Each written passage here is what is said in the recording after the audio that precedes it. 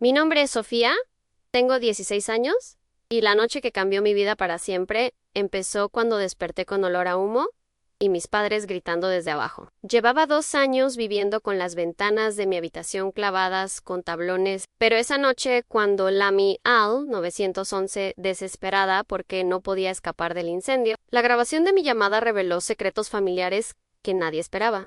Todo comenzó cuando tenía 14 años y mis padres decidieron que yo era demasiado rebelde para tener ventanas normales en mi cuarto. Vivíamos en una casa pequeña en la colonia San Rafael de Ciudad de México. Era una calle tranquila donde todas las casas se parecían entre sí. Era mayo del 2022 cuando mi vida cambió para siempre. La noche anterior me había escapado de casa para ir a una fiesta de cumpleaños de mi amiga Carmen.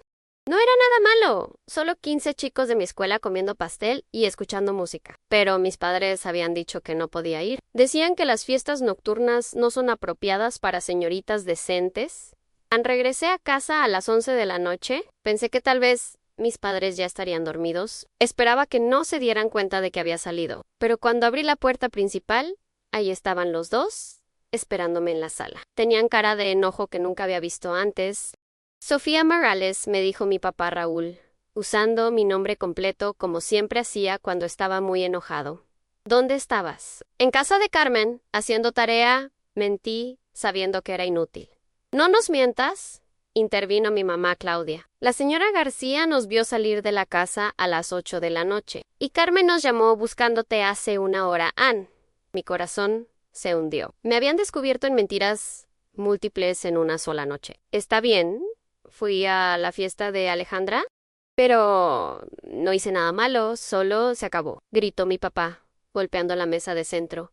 Se acabó la confianza, Sofía. Si no puedes respetar las reglas más básicas de esta familia, entonces vamos a tomar medidas más serias. Esa noche me castigaron quitándome el teléfono celular y prohibiéndome salir durante un mes. Pensé que era un castigo normal, como cualquier adolescente recibe cuando desobedece a sus padres. Pero al día siguiente, mi papá llegó del trabajo cargando tablones de madera.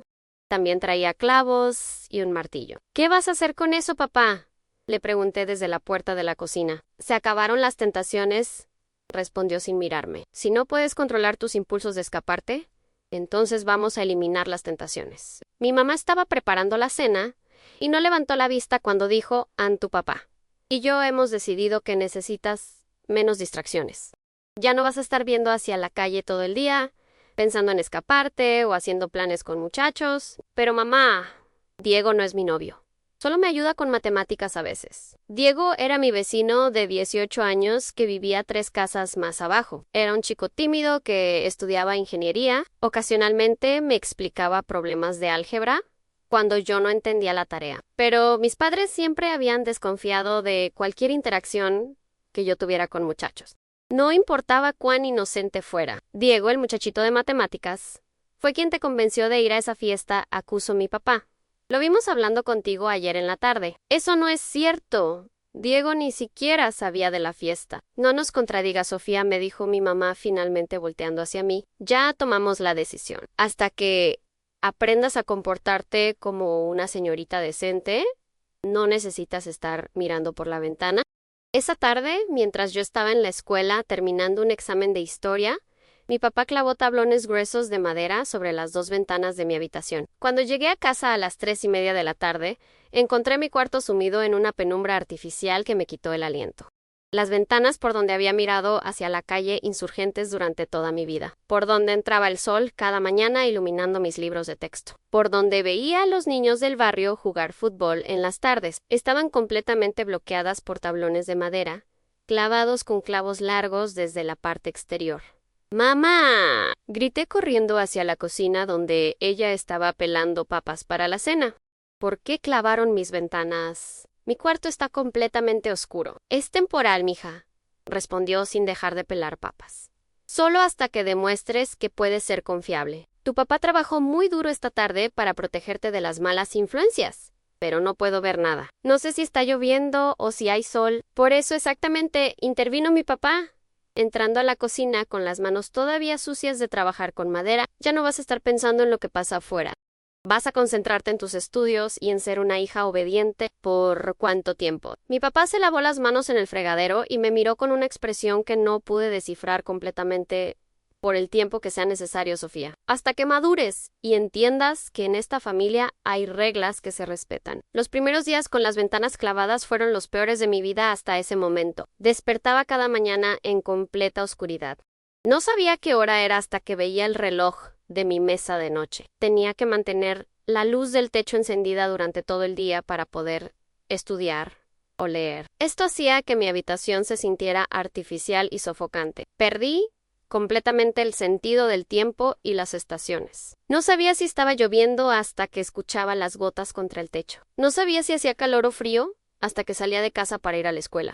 Mi mundo se había reducido a 4 paredes iluminadas por una bombilla eléctrica, pero lo más difícil era la sensación de estar desconectada del mundo. Antes, cuando estudiaba en mi escritorio junto a la ventana, podía ver a mis vecinos caminar por la calle. Podía saludar a la señora López que vendía tamales en la esquina.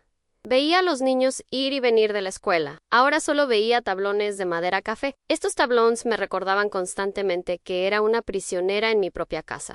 Después de 2 semanas, cuando me di cuenta de que había subido mis calificaciones y me comportaba perfectamente en casa, les pregunté a mis padres si ya podían quitar las maderas. ¿Ya aprendiste tu lección?, me preguntó mi mamá. Sí, mamá. No me he portado mal, para nada. Llego directo de la escuela, hago mis tareas, ayudo con la limpieza, pero ayer te vimos hablando con Diego otra vez, interrumpió mi papá. Solo me preguntó si necesitaba ayuda cargando mis libros. No hice nada malo. Hablar con muchachos sin supervisión es portarse mal, sentenció mi papá. Las maderas se quedan hasta que demuestres que puedes evitar completamente esas tentaciones. Los meses pasaron y yo me comportaba como la hija perfecta. Llegaba directamente de la escuela. Hacía todas mis tareas sin que me lo pidieran. Ayudaba a limpiar la cocina después de cada comida. No discutía con mis padres sobre nada. Incluso dejé de saludar a Diego cuando lo veía en la calle. Esperaba que eso convenciera a mis padres de que había aprendido mi lección. Pero las ventanas seguían clavadas. Para diciembre había perdido contacto con la mayoría de mis amigas de la escuela. No podía invitarlas a mi casa. Me daba vergüenza que vieran mi habitación sin ventanas. No podía ir a sus casas. Mis padres no me daban permiso para salir los fines de semana. Las amistades son distracciones, me explicaba mi mamá cuando yo preguntaba por qué no podía ir a la fiesta de Navidad de mi salón. En esta edad lo importante es concentrarse en los estudios y en la familia, pero yo sabía que había algo más. Había algo en la manera en que mis padres me miraban a veces, como si tuvieran miedo de algo que yo no entendía. Había algo en la forma en que se ponían nerviosos cuando vecinos preguntaban por mí, o cuando maestros de la escuela llamaban a la casa. Durante las vacaciones de invierno, escuché por casualidad una conversación telefónica entre mi papá y alguien cuya voz no reconocí. No puedes saber todavía, decía mi papá, en voz baja desde la sala, mientras yo estaba en la cocina lavando platos. Sofía no puede saber la verdad hasta que cumpla 18 años. ¿La verdad sobre qué? Pensé, pero no me atreví a preguntar directamente. Cuando cumpla 18 la vamos a mandar a estudiar lejos, muy lejos, continuó mi papá. Tal vez a Monterrey o incluso a Estados Unidos si es posible. ¿Mandarme lejos? ¿Por qué querrían mandarme lejos cuando tanto se preocupaban por protegerme de las influencias externas? Esa conversación me inquietó durante semanas. Empecé a prestar más atención a las conversaciones de mis padres, tratando de entender qué verdad no querían que supiera. Un día de enero, mientras limpiaba el estudio de mi papá, encontré una caja de zapatos escondida en la parte trasera de su closet.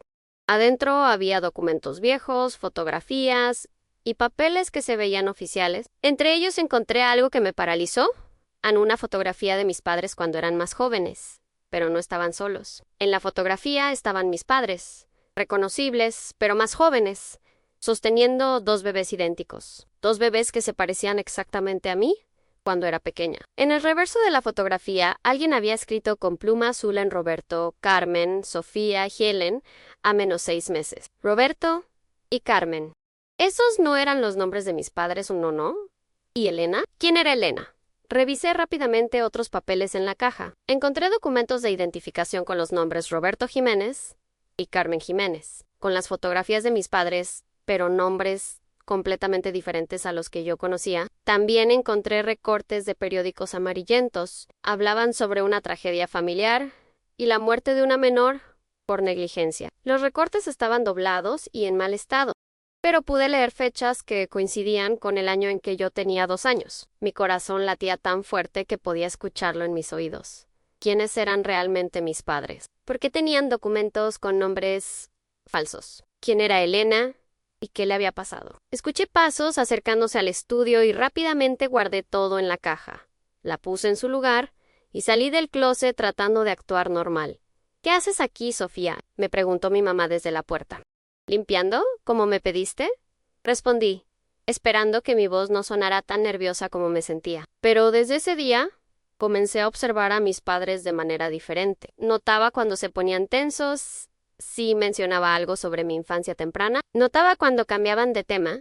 Si yo hacía preguntas sobre por qué no teníamos contacto con abuelos, tíos o primos. Una noche de febrero, escuché otra conversación telefónica de mi papá que confirmó mis sospechas de que algo muy serio estaba pasando. Elena ha estado haciendo preguntas otra vez, decía mi papá, en voz muy baja. Su investigador privado estuvo preguntando en el barrio la semana pasada. ¿Elena otra vez? ¿La misma Elena de la fotografía? No, no creo que nos haya encontrado todavía, continuó mi papá. Pero si nos encuentra, Sofía no puede estar aquí. Tenemos que estar preparados para irnos rápidamente si es necesario. ¿Irnos a dónde? Escuché que preguntaba a mi mamá, a donde sea necesario. Ya tengo documentos preparados para los 3. Esa noche no pude dormir. Era claro que mis padres estaban escondiendo algo grave, algo que tenía que ver conmigo y con alguien llamada Elena, y aparentemente había alguien buscándonos. Durante las siguientes semanas, noté que mis padres se ponían cada vez más nerviosos. Revisaban las ventanas de la casa constantemente, como si esperaran que alguien apareciera. Mi mamá empezó a hacer preguntas sobre mi horario escolar, cuando salía exactamente, por qué ruta caminaba a casa. ¿Es por tu seguridad?, me decían cuando yo preguntaba por qué de repente estaban tan preocupados por detalles de mi rutina diaria, pero yo sabía que no era por mi seguridad normal, era porque tenían miedo de que alguien me encontrara. El día que cumplí 15 años, en lugar de tener una pequeña celebración como habíamos hecho años anteriores, mis padres instalaron rejas de metal adicionales en la parte exterior de los tablones que cubrían mis ventanas. ¿Para qué son las rejas?, pregunté cuando vi a mi papá atornillándolas. Por si se te ocurre tratar de quitar la madera desde adentro, ¿me explicó? Ya no eres una niña, Sofía. Eres más fuerte ahora y podríamos no confiar en que los clavos solos mantengan las maderas en su lugar. Pero yo sabía que no era por eso. Las rejas no eran para evitar que yo saliera, eran para evitar que alguien entrara. Esa noche, acostada en mi cama en la oscuridad completa de mi habitación sin ventanas, decidí que tenía que encontrar una manera de descubrir la verdad. No importaba cuánto miedo tuvieran mis padres, no importaba qué secretos estuvieran tratando de proteger. Yo tenía derecho a saber quién era realmente. Durante los siguientes meses, desarrollé un plan. Empecé a buscar momentos cuando mis padres no estuvieran en casa para explorar más la caja de documentos del closet. Poco a poco, fui juntando piezas de información que pintaban un cuadro aterrador. Los recortes de periódicos hablaban sobre Roberto y Carmen Jiménez, una pareja que había sido acusada de negligencia criminal en la muerte de su hija de 2 años, Elena Jiménez. La niña había muerto de hipertermia, después de ser dejada encerrada en una habitación sin ventilación durante un día de calor extremo. La pareja había huido antes de que pudieran ser arrestados, llevándose a su otra hija, una gemela llamada Sofía. Yo era esa gemela. Y Elena, la niña de la fotografía que se veía exactamente igual a mí, era mi hermana que había muerto por la negligencia de nuestros padres. Todo empezó a tener sentido de la manera más horrible posible. Mis padres no eran Raúl y Claudia Morales, eran Roberto y Carmen Jiménez, criminales fugitivos que habían estado escondiéndome durante 14 años para evitar ser arrestados. Las ventanas clavadas no eran castigo por escaparme a una fiesta, eran para asegurar que nadie me viera, que nadie pudiera reconocerme, que nadie pudiera conectar a la niña desaparecida Sofía Jiménez con la adolescente Sofía Morales. La noche del 15 de marzo, 3 días después de mi 16º cumpleaños, todo cambió para siempre. Desperté tosiendo alrededor de las 2 de la madrugada. Había un olor extraño en el aire que al principio no pude identificar. Mi habitación estaba más caliente de lo normal y el aire se sentía espeso. Me levanté de la cama y inmediatamente noté que el olor era humo. Humo real. No de cigarrillo, de comida quemada, sino humo espeso que picaba la garganta. Puse la oreja contra la puerta de mi habitación y escuché ruidos urgentes desde abajo. Pasos corriendo, puertas abriéndose y cerrándose, voces alteradas. Roberto, hay fuego en la cocina. Gritó mi mamá. Era la primera vez que la escuchaba usar el nombre real de mi papá en mi presencia, aunque no me di cuenta de la importancia de eso en ese momento. ¡Dios mío! Las chispas llegaron a las cortinas, respondió mi papá. Carmen, llama a los bomberos ahora. Mi corazón empezó a latir violentamente. Había un incendio real en mi casa y yo estaba atrapada en una habitación sin manera de escapar. Corrí hacia mis ventanas e intenté desesperadamente encontrar alguna manera de quitar los tablones. Empujé con todas mis fuerzas, traté de meter mis dedos entre las maderas, incluso intenté patear los tablones, pero estaban clavados con clavos industriales desde afuera, y las rejas de metal hacían imposible siquiera intentar mover la madera. El humo empezó a filtrarse más espeso por debajo de mi puerta. El aire en mi habitación se hacía más irrespirable cada minuto. Mamá, papá, grité tan fuerte como pude. ¡No puedo salir! Las ventanas están clavadas y no hay manera de que escape. Ya vamos, Sofía, espéranos, me gritó mi papá desde abajo. Pero pasaron 5 minutos, después 10, y nadie vino por mí. El humo se hacía más denso. Empecé a toser involuntariamente y mis ojos comenzaron a lagrimar. Fue entonces cuando me di cuenta de algo aterrador. Podía escuchar pasos y voces en el patio trasero de la casa, fuera de mi habitación. Mis padres estaban afuera, hablando con lo que sonaban como vecinos. Me habían abandonado dentro de la casa en llamas. En ese momento de pánico total, recordé que tenía un teléfono celular viejo escondido en el fondo de mi closet. Era un teléfono que mi abuela paterna me había regalado en secreto durante su última visita el año anterior, antes de morir. Ella sabía que mis padres me habían quitado mi teléfono como castigo, y quería asegurar que yo tuviera una forma de comunicarme en caso de emergencia. Para cualquier emergencia, mija, me había dicho, no dudes en usarlo. Con las manos temblando por el miedo y la falta de oxígeno, saqué el teléfono de su escondite. Tenía poca batería, pero suficiente para hacer una llamada. Sin dudar un segundo, M-A-R-Q-U-E, Acute 911, 911, ¿cuál es su emergencia?, contestó una voz masculina profesional. Ayuda, por favor. Hay un incendio en mi casa y estoy completamente atrapada en mi habitación. Mis padres clavaron tablones sobre mis ventanas y no puedo escapar por ningún lado. Mantenga la calma, señorita. ¿Cuál es su dirección exacta? Calle Insurgentes 423, Colonia San Rafael, Ciudad de México. ¿Está usted herida? No estoy herida, pero hay mucho humo entrando a mi cuarto y cada vez puedo respirar menos. Tengo 16 años y mis padres clavaron tablones sobre mis ventanas hace casi 2 años. También pusieron rejas de metal. No hay absolutamente ninguna manera de que pueda salir por mi cuenta. Hubo una pausa significativa del otro lado de la línea. Señorita, necesito que me confirme algo. ¿Me está diciendo que sus padres mantienen sus ventanas bloqueadas permanentemente? Sí, desde hace casi 2 años. Al principio dijeron que era castigo porque me escapé a una fiesta, pero yo creo que hay razones más complicadas. El operador, que se presentó como comandante Morales, habló con voz más seria. ¿Qué tipo de razones más complicadas? Bueno, he estado escuchando conversaciones extrañas entre ellos durante meses. Hablan sobre proteger secretos, sobre que yo no puedo saber alguna verdad, sobre mandarme lejos cuando cumpla 18 años. ¿Puede darme más detalles sobre esas conversaciones? Mientras esperaba que llegaran los bomberos, le conté al comandante Morales todo lo que había escuchado, las llamadas telefónicas misteriosas, las menciones de una Elena que aparentemente me estaba buscando, los planes de mandarme lejos. También encontré documentos raros en el closet de mi papá, le dije entre ataques de tos causados por el humo. Documentos con nombres diferentes a los nombres de mis padres.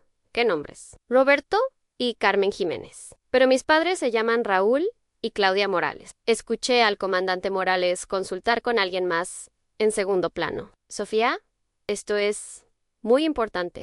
¿Encontraste algo más en esos documentos? Sí, una fotografía de mis padres cuando eran jóvenes, pero estaban cargando a 2 bebés idénticos. En la parte de atrás decía Roberto, Carmen, Sofía, Helen a menos 6 meses. ¿Elena? No sé quién es Elena, pero he escuchado ese nombre en las conversaciones telefónicas de mi papá.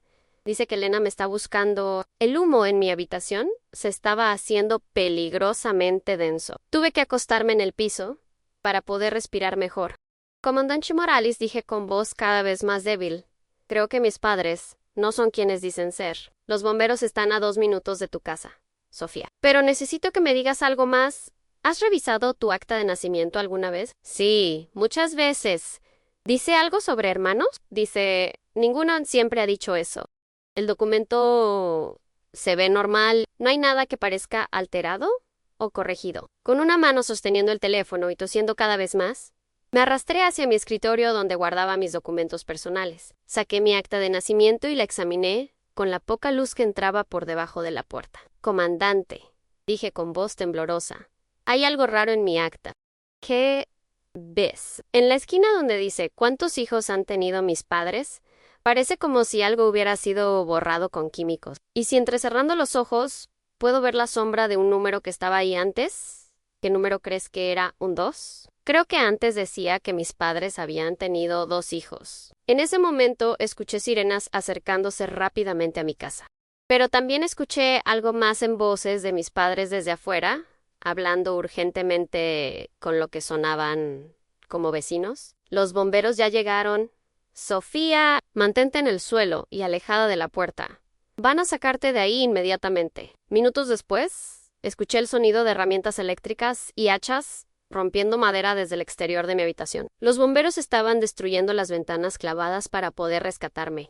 Cuando finalmente abrieron un hueco lo suficientemente grande en una de las ventanas, un bombero con equipo completo se asomó. Aquí está, le gritó a sus compañeros. Señorita, venga hacia acá.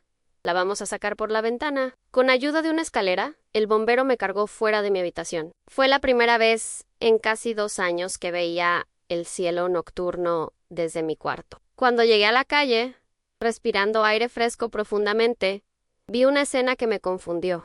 El incendio había sido controlado rápidamente y el daño parecía ser menor, limitado principalmente a la cocina. Pero había 3 patrullas de policía estacionadas frente a mi casa, además de los bomberos. ¿Por qué hay tantos policías? Le pregunté al paramédico que me estaba revisando. ¿Por tu llamada al 911? Jovencita, las cosas que le contaste al comandante Morales requieren investigación inmediata. Fue entonces cuando vi al comandante Morales acercándose. Era un hombre de unos 50 años, alto y serio, con uniforme de oficial de alto rango. Sofía, ¿cómo te sientes? Me preguntó. ¿Han confundida? Respondí honestamente. ¿Por qué está aquí personalmente? ¿No debería estar en la central de emergencias? Normalmente sí. Pero tu caso es especial. Mientras hablabas conmigo, estuve consultando bases de datos de personas desaparecidas. Sofía, creo que tú has estado desaparecida durante 14 años. Mi mundo se tambaleó. Roberto y Carmen Jiménez son buscados por la policía. Desde el 2009 por negligencia criminal que resultó en la muerte de un menor. Huyeron llevándose a su otra hija, una niña llamada Sofía Jiménez. Esa soy yo. Eso es lo que vamos a averiguar. Pero primero, hay alguien que quiere verte. Fue entonces cuando vi a una mujer mayoere acercándose desde una de las patrullas. Tendría unos 50 años, con cabello gris recogido en una cola de caballo y ojos que inmediatamente me parecieron familiares. Cuando me vio, empezó a llorar. ¿Sofía? Preguntó con voz quebrada. ¿Eres realmente tú? ¿Quién es usted? Pregunté, aunque algo dentro de mí ya sabía la respuesta. Soy Elena Vázquez, respondió, acercándose lentamente. Soy hermana de tu mamá Carmen. Soy tu tía Elena, y he estado buscándote durante 14 años. Miré hacia donde estaban mis padres, del otro lado de la calle, hablando intensamente con otros oficiales de policía. Por primera vez los vi como realmente eran no mis protectores, sino 2 personas que me habían mantenido secuestrada durante toda mi adolescencia. Tía Elena, repetí, sintiendo que finalmente todas las piezas del rompecabezas empezaban a encajar. Elena abrió un folder que traía en sus manos. Sofía, tengo algo muy difícil que decirte. Tú tuviste una hermana gemela. Su nombre era Elena, como yo. Ella murió cuando ustedes tenían 2 años. Sentí como si me hubieran golpeado físicamente. ¿Una hermana gemela? Sí, mija. ¿Y la manera en que murió? No fue un accidente. Tus padres la dejaron encerrada en una habitación sin ventilación durante uno de los días más calurosos del año. Murió de hipertermia. ¿Por eso clavaron mis ventanas? Después de la muerte de Elena, cuando las autoridades empezaron a investigar, Roberto y Carmen huyeron contigo. Cambiaron sus nombres y se mudaron aquí a Ciudad de México. Las ventanas clavadas eran para asegurar que nadie pudiera verte desde afuera, que nadie pudiera reconocerte. Elena me mostró una fotografía que tenía en el folder. Era la misma fotografía que había encontrado en el closet de mis padres, pero esta era la original, sin doblar ni deteriorar. Esta eras tú y tu hermana cuando tenían 6 meses, me explicó. Son idénticas. Tu hermana Elena era exactamente igual a ti. ¿Por qué me estaba buscando? Porque nunca dejé de creer que estabas viva y que algún día te encontraría. He contratado investigadores privados, he puesto carteles de niña desaparecida, he seguido cada pista posible durante 14 años, miré otra vez hacia donde estaban mis padres. Ahora entendía todo en las conversaciones telefónicas misteriosas, los documentos falsos, las ventanas clavadas, los planes de mandarme lejos cuando cumpliera 18 años. Todo había sido para evitar que yo supiera la verdad sobre quién era realmente y lo que les había pasado a mis padres por la muerte de mi hermana. En ese momento vi que otros oficiales estaban arrestando a Roberto y Carmen. Mi mamá, o Carmen como ahora sabía que se llamaba realmente, me gritaba desde el asiento trasero de la patrulla. Sofía, todo lo que hicimos fue para protegerte. No entiendes lo complicado que era la situación. Si te hubiéramos dicho la verdad, habrían venido por nosotros. Pero por primera vez en mi vida, cuando la escuché gritar, no sentí el impulso automático de correr hacia ella para consolarla. En lugar de eso, sentí una claridad extraña. Finalmente entendía por qué nunca me había sentido completamente segura en esa casa. ¿Por qué siempre había tenido la sensación de que algo importante faltaba en mi vida? ¿Por qué mis padres siempre parecían estar actuando, representando roles, en lugar de ser genuino? ¿Qué va a pasar conmigo ahora? ¿La Prigont? Elena, ¿vas a venir a vivir conmigo? Mi hija respondió, tomando mi mano gentilmente. Tengo una casa en Guadalajara, con un cuarto que he estado preparando para ti durante años, con ventanas grandes que dan al jardín, ventanas que nunca van a ser bloqueadas. ¿Usted siempre creyó que me encontraría? Nunca dejé de buscarte. Cada cumpleaños, cada Navidad, cada día del niño, encendía una vela por ti y le pedí a Dios que algún día te trajera de regreso a casa. El comandante Morales se acercó a nosotras. Sofía, necesito que sepas que tu llamada al 911 esta noche no solo te salvó del incendio, resolvió uno de los casos de niño desaparecido más antiguos que teníamos en nuestros archivos. ¿En serio? Tu foto ha estado en carteles de niña desaparecida durante 14 años. Tu tía Elena nunca dejó de reportar pistas. Nunca dejó de presionar a las autoridades para que siguieran buscándote. Elena me mostró una foto que sacó de su cartera. Era un cartel de niña desaparecida con una foto mía de cuando tenía 2 años, junto con otra foto de una niña idéntica. Esta eras tú, me dijo señalando una de las fotos. Y esta era tu hermana Elena. Mirar esas fotos fue como ver fantasmas. La niña que había muerto se parecía exactamente a mí, pero había algo en sus ojos que se veía más alegre, más libre de lo que yo me había sentido en años. ¿Cómo era ella?, pregunté. ¿Era más extrovertida que tú?, respondió Elena con una sonrisa triste. Siempre estaba riendo, siempre quería explorar todo. ¿Era la primera en caminar hacia lugares nuevos? ¿La primera en hablar con extraños? ¿Y yo? Tú eras más observadora, más cuidadosa. Siempre esperaba saber qué hacía Elena antes de decidir si algo era seguro. Pero cuando decidías hacer algo, lo hacías con más determinación que ella. Durante las siguientes horas, mientras los investigadores terminaban de procesar la escena del incendio y tomar declaraciones, Elena me contó la historia completa de lo que había pasado 14 años atrás. Roberto y Carmen habían sido padres jóvenes y responsables. Habían tenido gemelas cuando apenas tenían 22 años, sin recursos económicos ni madurez emocional para cuidar apropiadamente a 2 bebés. El día que Elena murió era uno de los días más calurosos del verano. Roberto y Carmen habían ido a una fiesta en casa de unos amigos, dejando a las gemelas encerradas en una habitación pequeña sin ventilador ni aire acondicionado. Pensaron que estarían bien por unas horas, me explicó Elena con voz quebrada. Pero la temperatura ese día llegó a los 42 grados. La habitación se convirtió en un horno. ¿Cómo sobreviví yo? Porque eras más pequeña que Elena, necesitabas menos oxígeno, producías menos calor corporal. Cuando finalmente regresaron, Elena había muerto de hipertermia, pero tú estabas inconsciente, pero viva. ¿Qué pasó después? Los paramédicos llevaron a Elena al hospital, pero ya era demasiado tarde. Las autoridades empezaron a investigar inmediatamente. Iban a arrestar a Roberto y Carmen por negligencia criminal, pero huyeron esa misma noche. Tomaron a ti, que apenas tenías 2 años, y desaparecieron. Cambiaron sus nombres, se mudaron a otra ciudad y empezaron una vida completamente nueva. ¿Y usted cómo supo que yo seguía viva? Porque no encontraron tu cuerpo, respondió Elena. La policía asumió inicialmente que Roberto y Carmen habían matado a ambas niñas para evitar ser arrestados.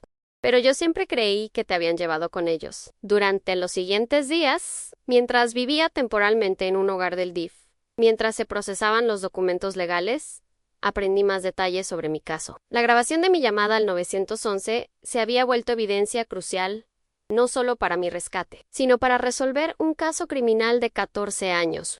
En la grabación, yo había mencionado detalles específicos que solo la verdadera Sofía Jiménez podría saber los nombres falsos que usaban mis padres, la existencia de documentos alterados, las conversaciones sobre mantener secreto. Tu llamada fue extraordinaria, me explicó la trabajadora social del DIF. No solo pediste ayuda para el incendio, sino que espontáneamente proporcionaste información que ayudó a resolver un caso de secuestro parental que había estado frío durante años. Una semana después del incendio, me mudé oficialmente con Elena a Guadalajara. Su casa era todo lo opuesto a donde había vivido durante los últimos 2 años. Tenía ventanas enormes en cada habitación, jardines llenos de flores y una sensación de libertad que no había experimentado desde que era muy pequeña. La habitación que Elena había preparado para mí tenía 2 ventanas grandes, con cortinas blancas, que se movían con la brisa. Había libros, plantas, fotos de la familia que nunca había conocido y una cama cómoda con vista directa al jardín. ¿Puedo abrir las ventanas cuando quiera? Le pregunté la primera noche, aunque sabía que era una pregunta innecesaria. Mija, puedes abrir las ventanas cuando quieras. Puedes cerrar las cortinas cuando quieras.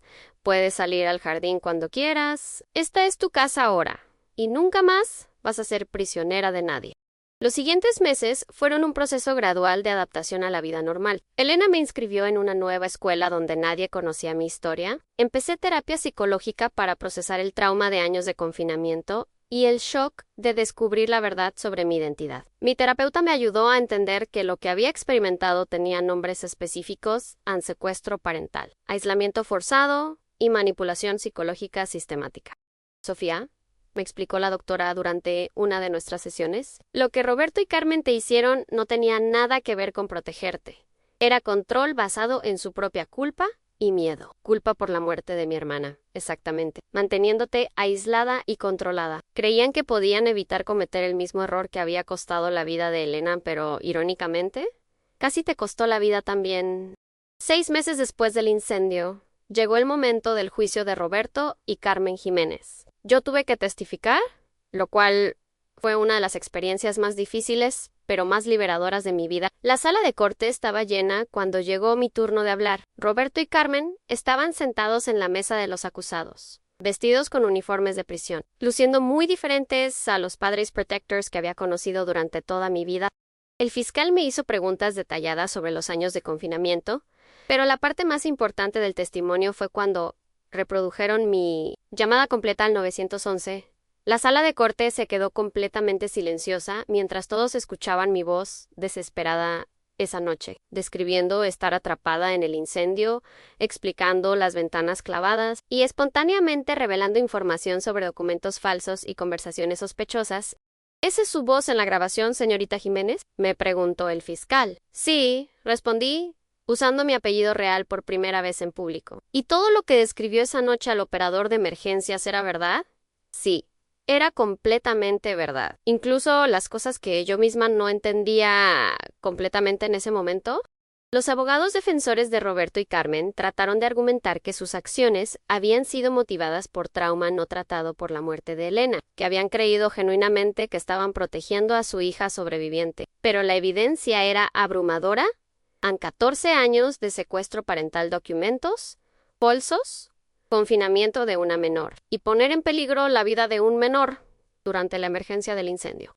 Roberto fue sentenciado a 25 años de prisión por secuestro parental, negligencia criminal que resultó en muerte, falsificación de documentos y poner en peligro la vida de un menor. Carmen recibió 20 años de prisión por los mismos delitos, pero con posibilidad de libertad condicional, después de 15 años, sí completaba programas de rehabilitación psicológica. Después de anunciar las sentencias, el juez me dirigió palabras directamente. Sofía Jiménez, me dijo, tu valentía durante esa llamada de emergencia no solo salvó tu propia vida, sino que trajo justicia para tu hermana Elena, que murió demasiado joven debido a negligencia criminal. Tu grabación va a ser utilizada en programas de entrenamiento para operadores de emergencia en todo el país, enseñándoles que a veces una llamada de auxilio puede revelar mucho más que la crisis inmediata. Espero que puedas honrar la memoria de tu hermana, viviendo la vida libre y plena, que ella nunca tuvo la oportunidad de vivir. Ahora tengo 18 años y estoy en mi primer año de universidad, estudiando comunicaciones con especialización en servicios de emergencia. Vivo con Elena, quien legalmente se convirtió en mi tutora y después me adoptó cuando cumplí la mayoría de edad. Tengo amigas reales por primera vez en años. Salgo los fines de semana, voy al cine, a fiestas, a estudiar a bibliotecas, con ventanas enormes donde entra el sol. Hago todas las cosas normales que debería haber estado haciendo durante mi adolescencia. En mi habitación tengo una foto de mi hermana Elena en mi mesa de noche. A veces le hablo, le cuento sobre mi día, le prometo que voy a vivir suficiente vida por las dos. Pero lo más importante es que ahora trabajo como voluntaria con organizaciones que ayudan a encontrar niños desaparecidos. Mi historia se usa en entrenamientos para trabajadores sociales, policías y operadores de emergencia. La grabación de mi llamada al 911 se ha convertido en un caso de estudio sobre cómo una llamada de emergencia puede resolver casos criminales complejos. Se enseña en academias de policía y cursos de trabajo social como ejemplo de la importancia de escuchar cuidadosamente no solo la emergencia inmediata, sino las pistas adicionales que pueden revelar situaciones más grandes.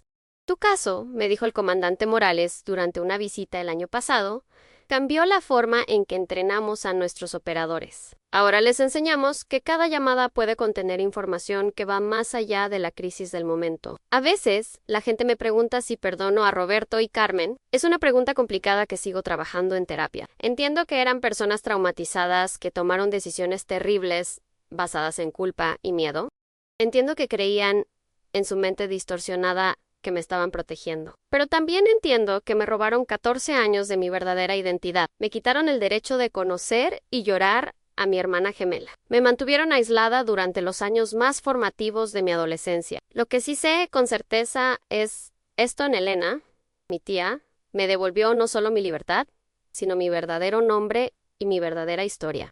Y Roberto y Carmen, sin saberlo, me dieron la experiencia que ahora uso para ayudar a otros niños en situaciones similares. Cada vez que entreno a nuevos operadores de 911, cada vez que hablo en conferencias sobre niños desaparecidos, cada vez que mi historia ayuda a resolver otro caso, siento que estoy honrando la memoria de mi hermana Elena.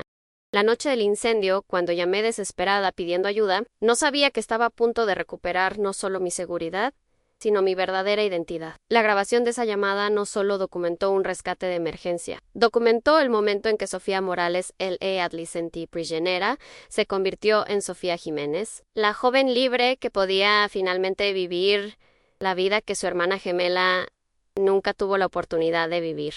Y todo comenzó con 3 números de 9 menos 1, y el valor de decir la verdad, incluso cuando no entendía completamente cuál era esa verdad. Ahora, cada vez que veo ventanas abiertas, cada vez que siento la brisa en mi cara, cada vez que puedo caminar libremente por mi casa, recuerdo que hay otros niños en algún lugar que están siendo mantenidos en secreto, silenciados, esperando que alguien los encuentre.